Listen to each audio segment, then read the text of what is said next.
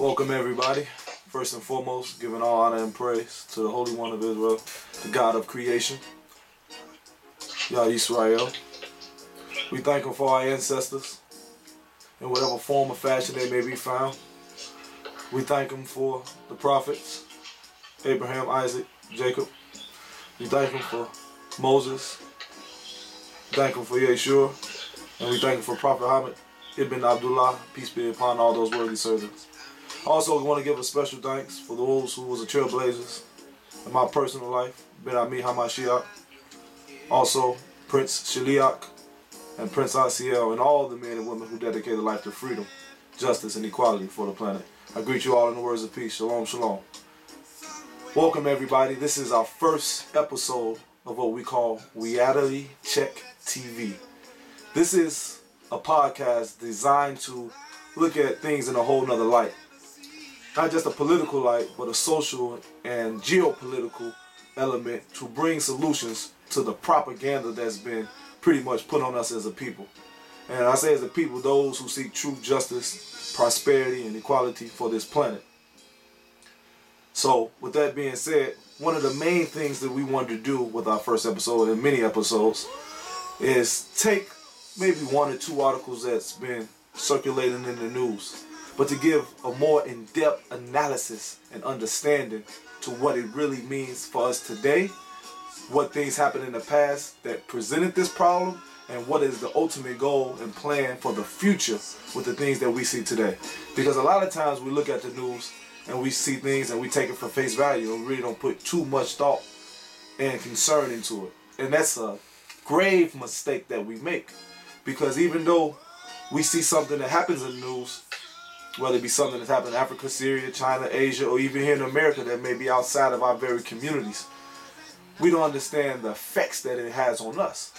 Because the game that has been played on the people of this planet, the inhabitants of this planet who want to bring a better world, a better equitable world, is affecting all of us. So the same game that's been played in Africa is being played over here in America. Same game that's been played in America has been played in Asia and throughout this country. So one of the things I want to show is that the similitudes that affect each and one of us, and understand how do we bring ourselves out of this mass deception, lies, and ignorance that has been following us as a people. So that being said, I also want to welcome my brother Daniel, who's going to be one of the guests on this show, probably on a lot of the shows, the co-founder and creator of Reality Check TV, which was probably his idea. I'm just going to take the credit for it. But Daniel. Peace and blessings. Shalom, shalom, everybody. And I definitely can't take all the credit for that. You know, we just always had a connection and a bond. We build and bounce ideas off each other, off our strengths. And, you know, it's just time to put everything together and put everything in motion. But I definitely can't take all the credit for that, man. This is something that the Most High has put together, and He's driving and moving us forward to, you know, shed and bring more light and information to everybody. So I'm enjoying myself. Hope everybody out there as well listening, receive this information, you know, with the love in their heart, and hopefully we can shed some light. So let's get it in. Yes, sir. Yes, sir. I want to say this is pre-recorded, but eventually, once you guys start watching it and accepting it and liking it, we want to go to a live format where we can start Ustreaming and live streaming it so that people can call in and be more participant in the process of redemption and the acquisition of knowledge and power, which is ultimately power. So one of the things, brother, and the people who were listening that kind of caught my attention this week as I was looking through the news and reading what was on the paper, what was going on in Calais, France. Calais, France is one of the headquarters of a migrant camp of North Africans that was established to house and home migrants who were trying to escape their impoverished situations, their war-torn situations, and be a vessel and a route into other parts of Europe, whether it actually be staying in Paris, France, or going to United Kingdom, Britain, or different parts, Italy, different parts of the Western European world.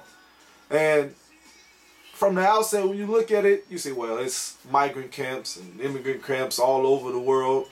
And that's something that's been around a long, very, very long time, and it seems harmless in instance. But I want to talk about the devious manner that really, really underlines why this is so important and why we should pay more attention to it. Because you're right, migrant camps have been around forever, and it's something that we just say, dang, that's messed up, and kind of go on with our lives. But the reality of it is that they're institutionally put in place systematic and systemically to cause a desired effect. And that effect is something that we really have to dive into to understand what is being implemented and planned for our very future. And really is not our future at all, but really our extinction. So one of the things that I want to talk about, I want to read basically what the jungle is about, because it's been coined the jungle. So this is one of the things that Calais, France, the jungle, which is on, this is one article from CNN. I may be reading from a couple articles. But it talks about the refugee camp. French authorities began clearing the jungle because at this point, the jungle's been around for about a year to 6 months in this particular area. And one of the things they're trying to do is they're trying to bust all of the people out of that area and start to funnel them into, ideally, into different parts of Europe so they can have some type of refuge and some type of asylum, which we know is a total contradiction, and we'll get into that later. But it says, the refugees starting this particular Monday, busting out more than 2,000 people by the afternoon as the country readies to raise the ideological aspects of the immigrants as they start to patch them out the wastelands by the thousands into temporary homes. The old hangar in the port of Calais was converted into a processing center between 6,000 and 10,000 migrants. Authorities offer them two choices: stay in France or go back to their country of origin. Now this is critical because this is the same place that was created to be a way station for the migrants to be able to leave their war-torn countries to go into Western Europe. So you create an idea or the illusion of an idea that you're going to be able to give them a place of refuge and solace so that they can come out of their situation and they can be more productive as people and they can have a civilized life that isn't poverty-stricken, famine-ridden, and all the other atrocities that these Africans have faced. But the problem with that is, as you can see, they displace these people long enough so they can be disconnected from their land, from their families, from their culture, which we want to cover more later, and put them in a situation where it is horrid.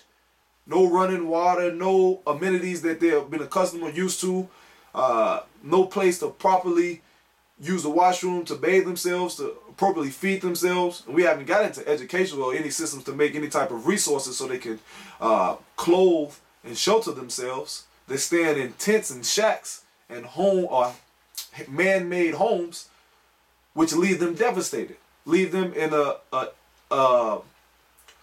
almost in a place where they can't do anything for self because they don't have any identity and they're a man without a country.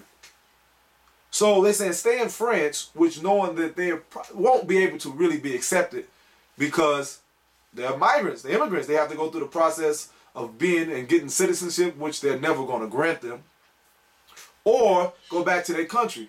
Now you put them back in their country, which now they have no identity and no connection to, and they're being considered as a traitor to their own people.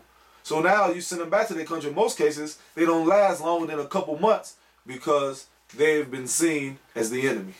This is critical. I'm going to keep on reading.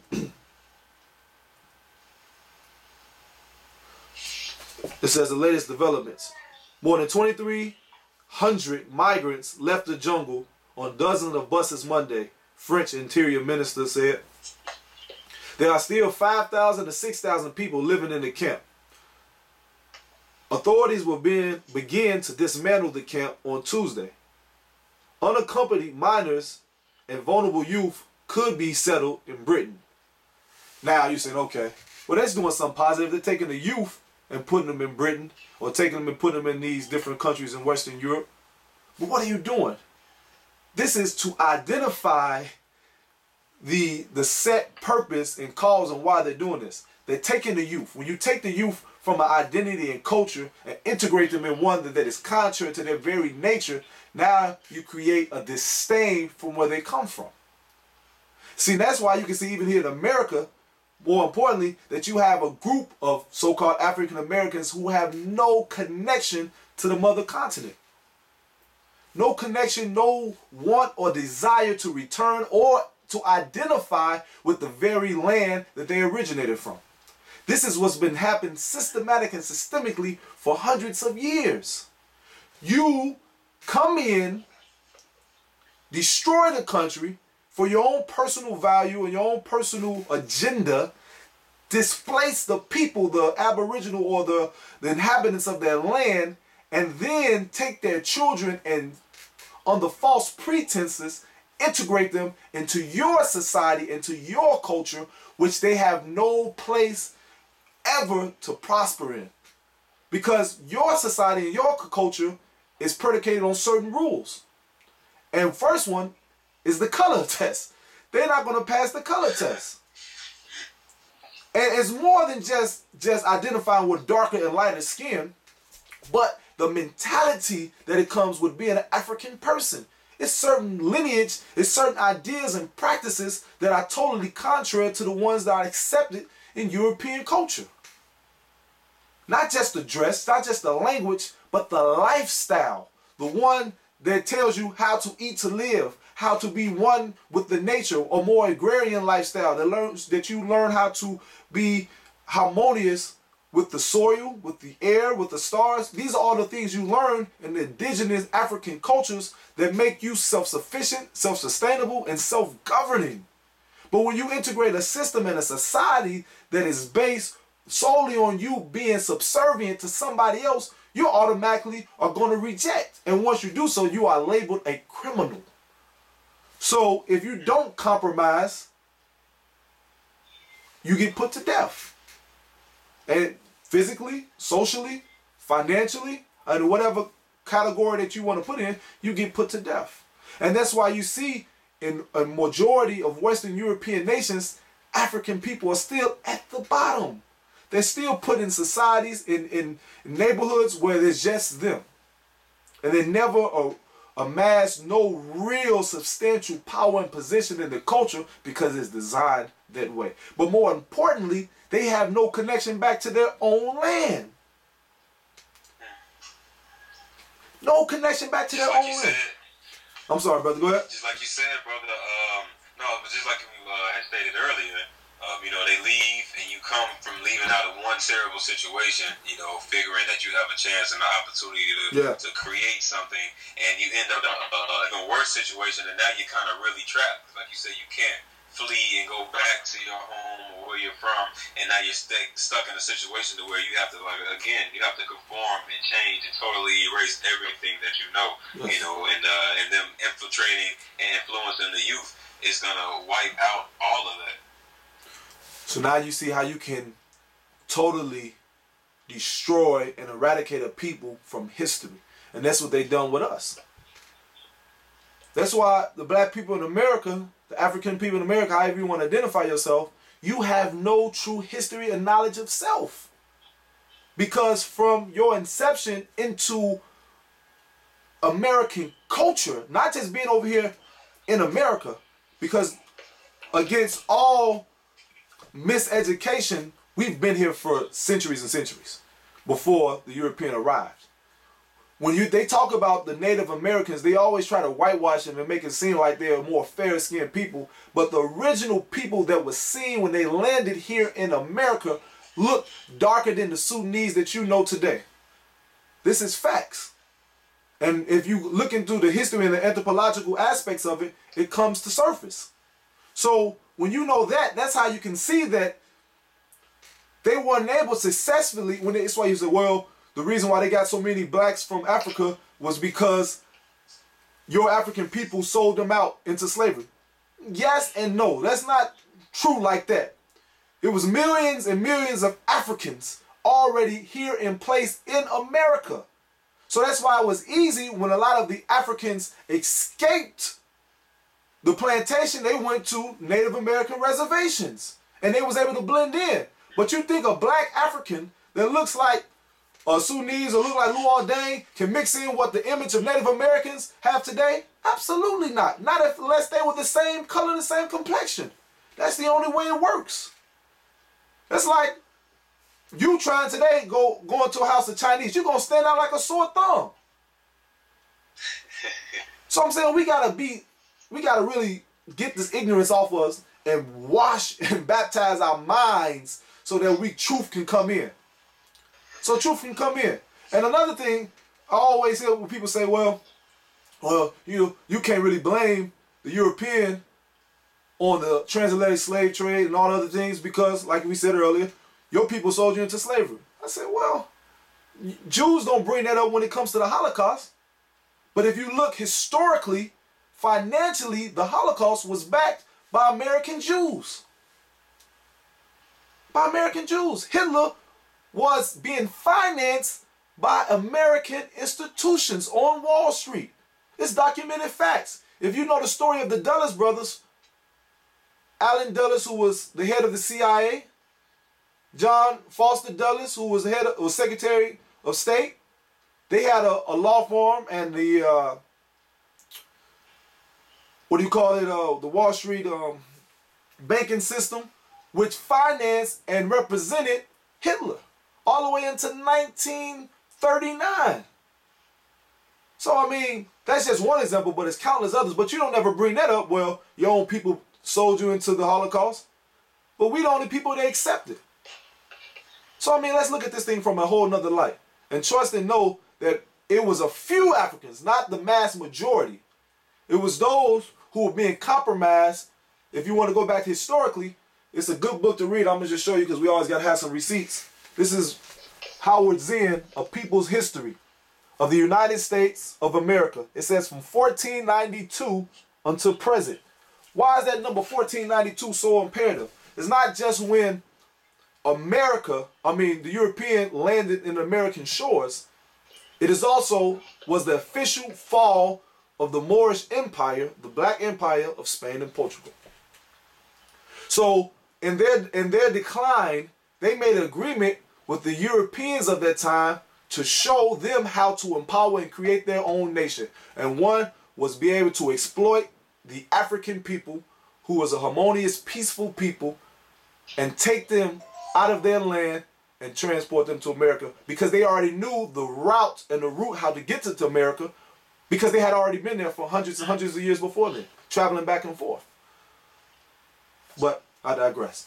So going back to this immigrant camp, this is so critical because this predates really what's going on now, to really get an idea of their agenda and why they are eradicating millions and thousands by the day of Africans out of Africa into Europe and other nations on this planet. It's a number of reasons, but it's the continuation of the plan of the Berlin Conference. So I just want to really quick show you. Yeah, real quick while you get that together. Yes, sir. It's so important and imperative that, you know, we putting this forum together and you slowly walking people through this and breaking down certain key words. Like, I really think it has to be an emphasis on the word uses that we use. Yes, sir. And pay attention to the words that they use and do not use, because yes, you can hear about what's going on with these migrants, but the fact that they're from North Africa and then the complexion of these people and the things that's going on, you really wouldn't, because you're just hearing France and Britain. You're not really thinking about a color, but except thinking about something going on with maybe some white people or, you know, a couple Middle Easterns. But noticing that even when I was watching the videos from the news footage, that it's darker complexion people. Yes, sir. You really get another emphasis of what's really going on and how they don't really give you the true story or the true information of what they're doing and how they're moving and placing our people around. That's true. And that's why when you hear it on the news cycles, they may say Syria, they may say Afghanistan, you may every once in a while get Libya. But they're all of a lighter complexion, and that's intentional. So you don't see the millions of Sudanese, the Eritreans, the Ethiopians, the Algerians, the Tunisians. I can go on and on and on. These are countries, the Moroccans even a little bit. These are the countries that have been devastated by this eradication of the African original people that who are settled in that land so that they can be able to come in and exploit the natural resources of that land. So I just want to talk about the Berlin Conference, and this is really a quick example of the map of the colonial rule in Africa. I'm going to put it to the camera for you a second. Please look this up, people. And this shows how the European nations carved up Africa for their own personal agenda. If you can see, this is how they carved up Africa for their own personal agenda. And so I'm just going to give you a quick synopsis. 1884 and 1885 was the year the Berlin Conference was held. It was held in Berlin, Germany. This is the rise of Germany's power as a world power in the European sphere of it. But it goes to say, I just want to read a little bit of it. In the second half of the 19th century, which is the 1800s, after more than 4 centuries of contact, the Europeans finally laid claim to virtually all of Africa. So they decided, after all this time of fighting France, fighting Italy, Italy fighting Britain, Germany entered into the equation now and then, that type of thing, let's come together because we can't go any longer on this. We're killing each other off. We don't really have any resources. Our survival was contingent on our trade with Asia and exploiting what they call the Middle East, a so-called landmass which is geographically connected to Africa. There is no country or region called the Middle East to after the 1900s. I just want you to know that, which was the fall of the Ottoman Empire after World War I when they carved up Africa. But that's another thing. So going back to the Berlin Conference, it says parts of the continent had been explored, but now representatives of European governments and rulers arrived to create or expand African spheres of influence for their patrons, meaning their wealth and their resources, their gold, their food, most importantly, their land that is cultivable, that you can create and grow fruits and vegetables, medicines all year round. This is important. You can't do that in Britain, in parts of northern European countries. Competition was intense. Spheres of influence began to crowd each other. It was time for negotiation, and in late 1884, a conference was convened in Berlin to sort things out. Now, mind you, there were maybe about 30 representatives from different countries, of European countries. Not one of them was African descent or represented an African nation. So you got the fate of Africa being decided by people who are not of African descent. What does that sound like today? Does not sound like the plight of our people today? Black men and women in America, your decisions of your future and your livelihood are decided by people who not just don't look like you, but do not have your interests in hand, do not understand who you are as a person and your nature. And you willingly give that up because you don't have any idea of who you are. Chemically, spiritually, mentally, socially, and intellectually. That's why it was so important to take a culture.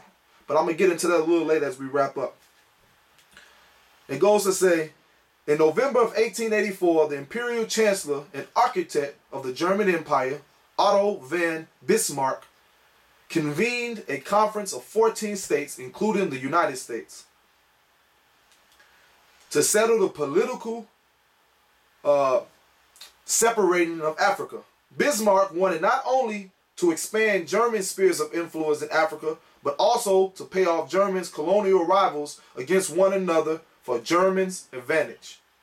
Of these 14 nations, France, Germany, Great Britain, and Portugal were the major players in the conference, controlling most of colonial Africa at that time.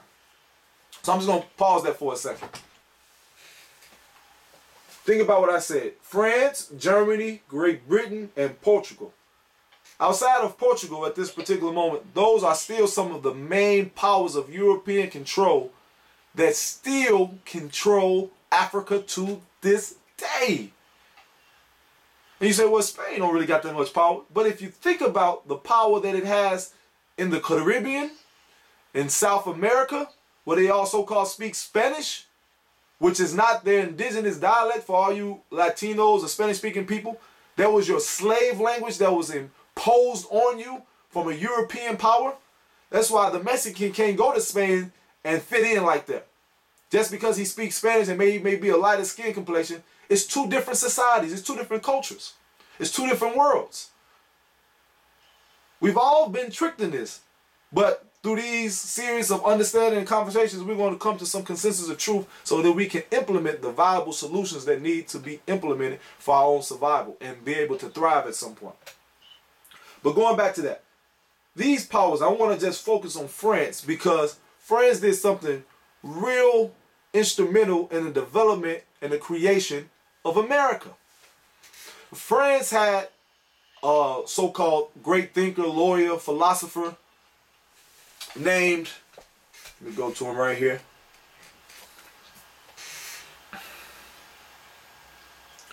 Charles Montesquieu.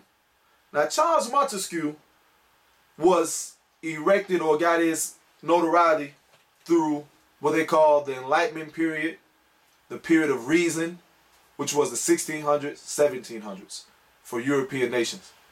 Now, those who study antiquity, those who study history, those who study world affairs and geopolitics know that they talking about the age of reason and the age of enlightenment for people who were in darkness. That was not the people of African descent. You're talking about the pyramid builders. You're talking about the people who've created civilizations and such as Timbuktu and so forth and so on. So those have been around for hundreds of thousands of years. So 300 years ago, 400 years ago, isn't the period of enlightenment of reasoning for us. So they're talking about the European. And one of the things that they understood about enlightenment was that they would use their complexion as a way to control the world.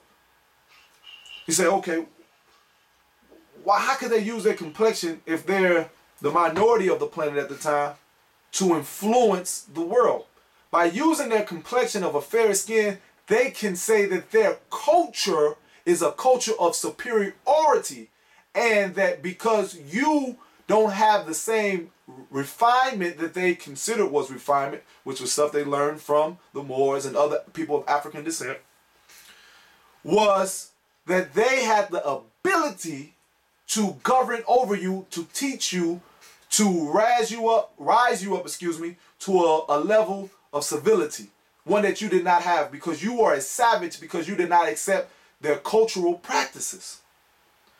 Think about this now.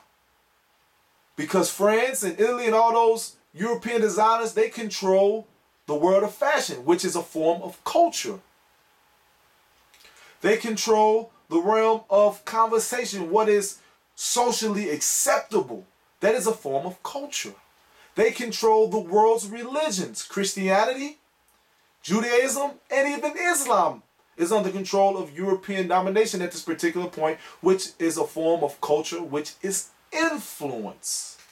See, the reason why we have to understand the importance of culture, even if you look at it from a geopolitical standpoint, it's not just what you wear, what you speak of language, or even where you live. It is a style and acceptance of life. There are cultural practices that perpetuate and distinguish one from another. So if you're perpetuating a culture of death, which is one that we have come to accept and to live, versus one that perpetuates life, you can see the distinction in how somebody who understands that through their implementation can reign governance over somebody else. Because if you're too physically weak, mentally and spiritually, intellectually weak, you can't stand a chance against the dominant power. So they give you, through their culture of superiority, a more inferior state by saying no matter what you do, you're never going to reach this level of superiority because you don't fit the criteria. That's the cool thing about white supremacy and white society, is that no African can ever reach the highest themes because it wasn't created for you to reach. It wasn't implemented, it wasn't structured for that type of reality. So they gave you one that was contrary to your very nature. So back to Charles Montesquieu. I just want to read something that he said, because when you study Charles Montesquieu, The reason I brought him, I use him for example, not just because of Calais, France, and he's from France, and what we're talking about, the Berlin Conference, because Charles Montesquieu was one of the people that the so-called founding fathers of America used to create their government.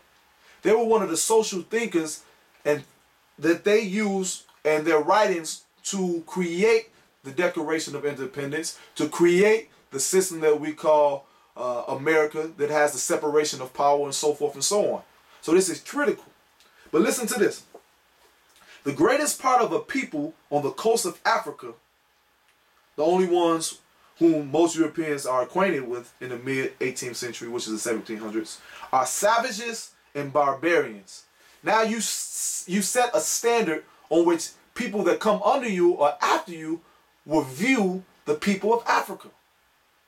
So this is the template on how you are to be viewed as a person, a savage and a barbarian. So now you see this is what's being taught in our school systems today. So that's why we say our educational system, especially for us, is a miseducational system, because it puts us in a state of decadence where we never can ever climb out of. Because you already are stated yourself, you already identify yourself as a savage, as a barbarian, and one who's inferior to the dominant race. And that's why you don't want any connection with Africa at all. No connection with African culture at all. No identity that is created naturally and innately for you, because it takes on the idea of being a barbarian.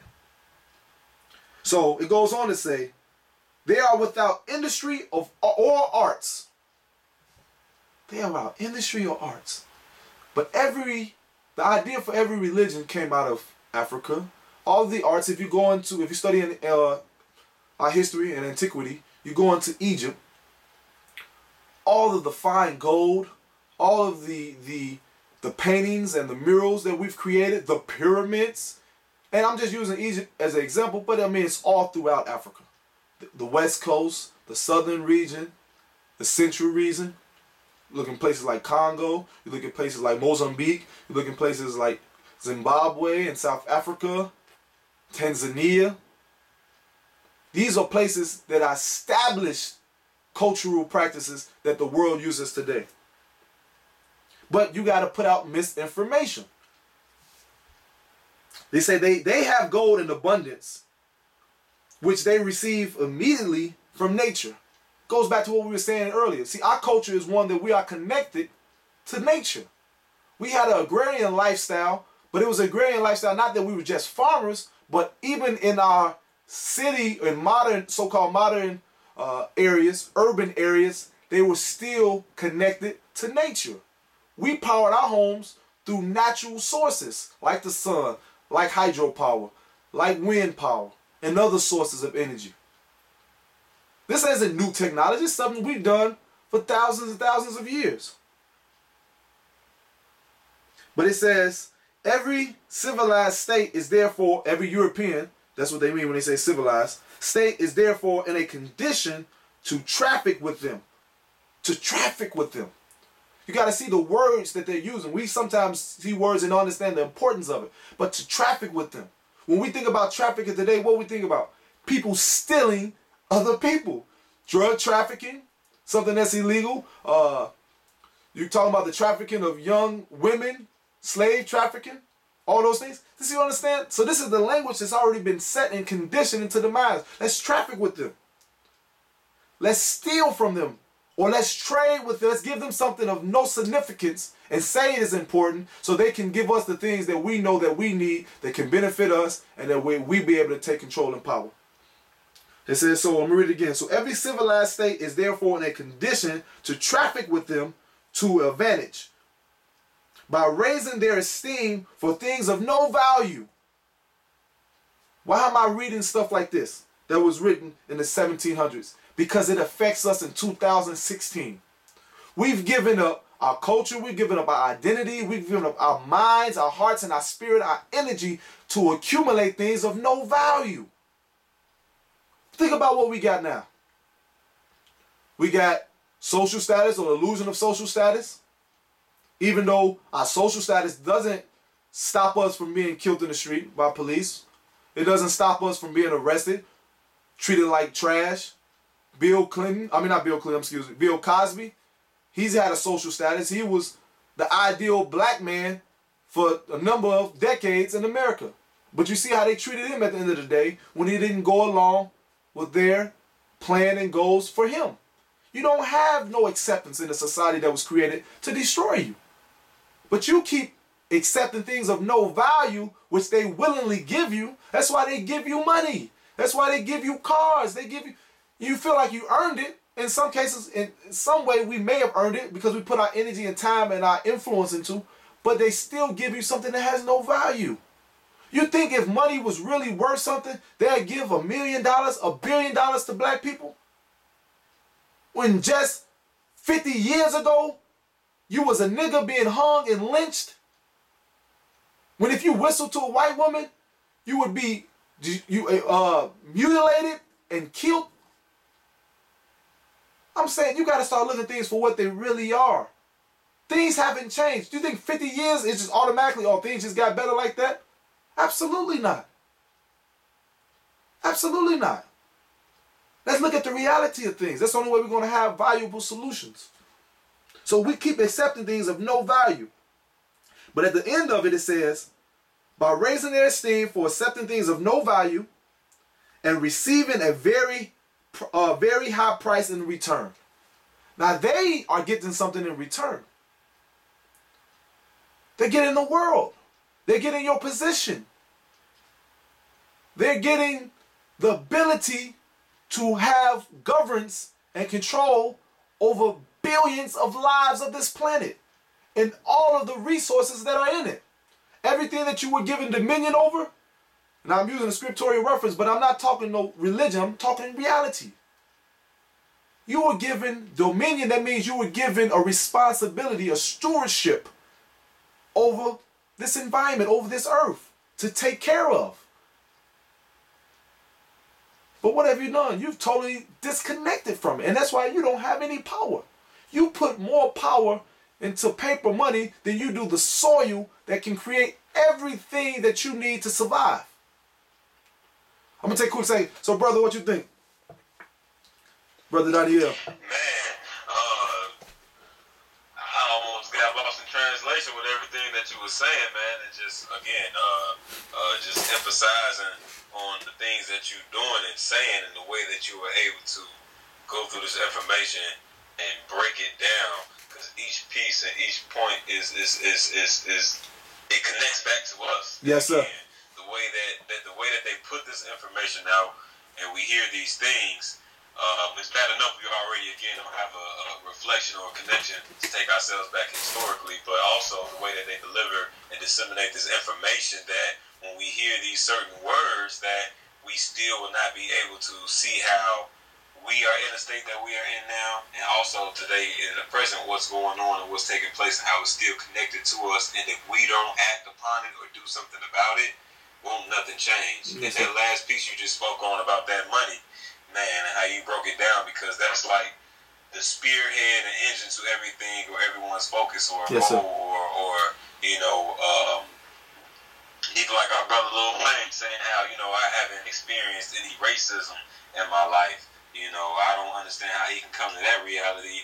You know, even just, I mean, just not too long ago, just got out of prison. But how you broke down, if money really was of some type of important value, what makes you think that they would be so willing or reluctant to give you something? But the fact that we don't have any other view of money or how to, you know, what is being used as, what type of vehicle or vessel is being used as to control and manipulate, we would assume that things have changed or we have become a free people now because we have free choice and we can go out here and work hard and achieve some type of, again, social status within this system. Yes, sir. And in reality, that can't be the truth, because like you said, they was just hanging and lynching our people, you know, for whistling at a white woman or, you know, trying to stand up and do something for yourself or create some type of truth or revelation to yours and others. It shouldn't be no problem. Yes, sir. That's true. So man, I just want to thank you again for bringing value. You know, this is real value to the people. This is something that, you know, will really, you know, germinate and somebody can use, you know, to create something valuable, meaningful for not only themselves but for others. So thank you. Yes, sir. Thank you. And we just got to look at things with another perspective, because the way we've been going has led us to nowhere. And so we've gotten to the point where we have so much knowledge. We've got the books, we've got the leaders, we've got the internet, which can be deceptive, but if you know how to search through it, it can be very informative and very empowering. But how do we use those tools to bring forth the salvation and the solutions that are necessary? That is the key ingredient. And the key is to know the distinction between false information versus real applicable truths. And that's what we got to get back to, what is really going on. So as we look at this Calais, France thing, it's two things going on. When you see it says 6,000 to 10,000 people are being moved out, what are they going to do with it? They already said Britain is not going to accept most of them. France may not accept most of them, because if you look, if they have a border created, and I encourage people to go look this up themselves. You can see the videos. They have barricades created so that those migrants can't even go up to the freeway to try to get into the city. They're still on the outskirts of Calais, France. Why is that? It's a number of things. One, like we said, we're pulling them out of their country to destabilize them so that they don't have any true culture. You take the you take the children and the youth, inculcate them into a system that teaches them to hate their very selves. So now they are the ones who come back to enslave their people. And now you allow room to roam freely within Africa, because you always look on, and I encourage people who can afford to travel to do so, and if you can't understand and talk to people who have traveled to Africa, because they always show Africa as a war-torn, impoverished, famine-stricken continent, each individual country. But if you go to visit Africa, you see the Europeans over there living life to the fullest. I mean, they having the time of their life. Go down to South Africa, you go down these different places, Kenya, they having the time of their life. Got game reserves, feeding giraffes, they're down there swimming on the beaches, enjoying themselves, living in lavish, humongous homes. So if it's that bad, why are you saying, especially when you travel outside of America, you in any European country, which I've been privileged to see, the destination where they say everybody should travel to is Africa. If you're in Britain, South Africa is the place to go. Whatever country that they control, they're telling you go visit, because it's a place of vacation, fun, and ultimately a place that you want to live. That's why down in South Africa, they was not trying to give up their land. The apartheid was real, even though it was only a few Europeans that were governing the millions of African indigenous people of their land. They wasn't giving it up because they understood the wealth that was in Africa. And that's how Europe was able to build their countries to such world powers off of the rape of Africa and other countries and land masses like it. But they've got you this illusion that it's nothing there for you to make you successful or empowered. You see the deception in that? You see the dichotomy in that? As you leave in droves, they're coming in. This is a destination hotspot. And also, they create these migrant camps, and this is a touchy subject, but we have to touch on it. A lot of people don't believe the reality of it, is that they are harvesting the organs and the body parts of those African people. There's a lot of sick people in Europe and throughout the world, and they're dying off.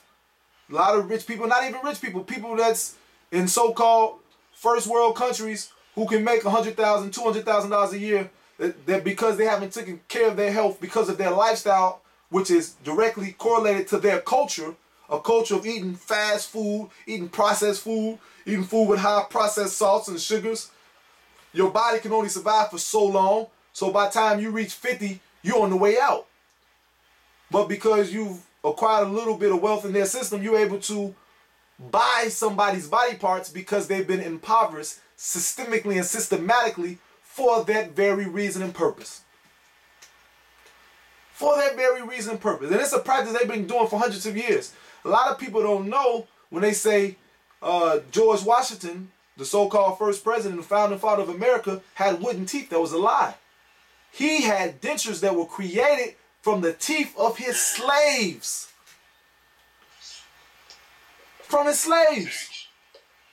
So, man, they don't have no love or care for you. It's nothing but disdain and hate. Because they've seen your glory and your greatness. And they feel that they will never have their glory or greatness as long as you're in power. As long as you're in power.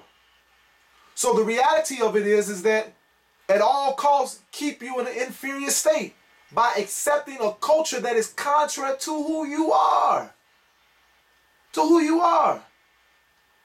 Eat ham, eat hamburgers, eat all this crap. It's okay. It's the way of life. It's your choice. But we're seeing where that choice is leading us. It's leading us straight to the death, to the grave. Accept cultural practices that are contrary. I gotta talk on it. I know it's a real touchy subject to people, but this homosexuality piece. Man, all of it. It was implemented. Go ahead, brother. One piece, I'm sorry, I don't mean to cut you off, but just, again, off what you were saying, understanding the type of people we dealing with here and how sick and demonic and just the way that they think and what they will do to you and your children. And one piece I was going through when I was reading through the articles is that, they were saying they have, at the refugee camp, they're signing people in so you can be registered, and now you're able to sleep in the bunkers and stuff. But a lot of people, they were starting to create this deadline. They were saying, if you're not signed in and registered by 2 p.m. and you're outside, you can be arrested or taken away. So it's like a lot of kids are still not even be able to be processed and booked, and they're still they're just having to sleep outside. Yeah. Outside of the bunkers. They can't even get inside of the camp, and they're sleeping outside, and then they're gonna get harassed or taken away or arrested. And even some of them that still had their wristbands on showing that they were registered still were getting arrested. Human trafficking. They don't tell them what can happen. Yep. Human trafficking, so you would have no record of these children. We don't know the names. They're gone from their home and their countries, and they can do whatever they want with these children. Yep. Never to be heard from again. That's true. That's true. That's why we got to understand the reality of this, because we're at risk of being eradicated from this planet. This is genocide. This is real life genocide, and we're participating in it. Yeah. One thing I also want to add, within closing, that, not to say it is a good thing, but cycles and seasons, things are changing. It is an amazing time and period that we are in right now, but we just need to make sure we have brothers like myself, brothers like you, that, can understand and disseminate through this information, but then now we have to do something with it to let people know, because, again, while I say it is a good thing, it's because what has been done to us, or the erasing of the mind and of the history, we have a opportunity now to watch it take place now, but actually do something about it with the understandings that we have versus just letting it bypass, and acting as if it isn't what has happened to us already or that has been happening. It's a chance now to really put it out there and to really expose it and to really let people know again, this is what has happened to us. Yeah. This is why we are in the state of complacency that we are in, so there's only one way, and that's to point the finger at it, to shed the light on it, let it expose itself like it's already doing. Yes, sir. Yes, sir. We're going to get ready to wrap up because we didn't want to go too long first episode. But it's just, these are the things we have to understand and address. So when you look at these migrant immigrant camps, you look at not just a place where people are trying to escape the reality into a better one. No, this has been systematically put in place for the eradication of a people and a culture of a people. So once you take away the culture from a people, you take their identity away. You take their nature and the essence of who they are. See, we've been fooled into thinking culture is something exterior, but culture is something interior. Your culture is how you connect with your land in your reality. Your God. That is your culture. That's what your culture is truly supposed to perpetuate. And so when we're fighting for the minds of our people, we're fighting for the culture of our people. You can't be biologically free if you're not culturally free. I'll say it again. You can't be biologically free if you're not culturally free. So I'm just going to read a Instagram post, which is to show you how powerful this thing is. This is a brother was at the camp, the refugee camp, who doesn't have a home, who doesn't have any money, just the clothes on his back, but somehow he was able to post something on Instagram. Just show you the deception of this. Majidi, sorry if I'm butchering his name, but he's 25. He left Darfur a year ago. He said he's been in the jungle for 3 months, which is Calais, France. He said, I'm trying to get to England, but I didn't find a chance. I have many friends there who I've met on my journey. I will go on the bus tomorrow, but I don't know where. Hear that? He doesn't know where he's going. Even if he didn't write it, that's the reality that they're facing. There's no plan. They are destroying and killing people. People. They're killing and destroying people. And because he's trying to be biologically free, culturally he's still enslaved because he's trying to go to the person who started this, England. You gotta think about this now. They've created a situation and a scenario that we're running back to the plantation. They've created a situation where we're running back to the plantation. Things have got so harsh, so bad, we think, that we're running back to the plantation and empowering the slave masters. And I want to say this, I'm using this as an example of what they're doing in Africa, what they're doing right here in Chicago. They're creating these situations and these scenes of violence, these so-called gang wars and these shootings, so that you can pray to God that the police come in and police your neighborhoods through martial law. But you don't understand really what martial law is, which is the militarization of a community. Means you have no rights. You think the CPD is bad? Wait till the military come in. They don't have no motions, no nothing. They're going to disregard all that. You got curfews. You can only go out in certain areas, certain blocks. So you really want that? Yeah, you do. Because you were scared and afraid to take in responsibility in your own hands. So you want somebody else to govern over you. Just like we're doing in Africa, same thing we're doing here. That's why we're doing it, so we can paint the picture and we can connect the dots. There's no distinction. So when you're looking at somebody over there in Darfur, in Sudan, in these places, and thinking there's somebody separate from you, no. The same game, like we said earlier, that's being played over there is being played here. Same game. Just different levels to it. Baseball, when you playing it at 9, it's still the same game when you go to the major leagues. It's just faster pitching, bigger, stronger people. It's the same game. No difference. It's the same game. The same game that they played in the 15 and 1600s, 17, 1800s, 1900s. It's the same game they play in 2016. Just modified it a little bit. Same rules.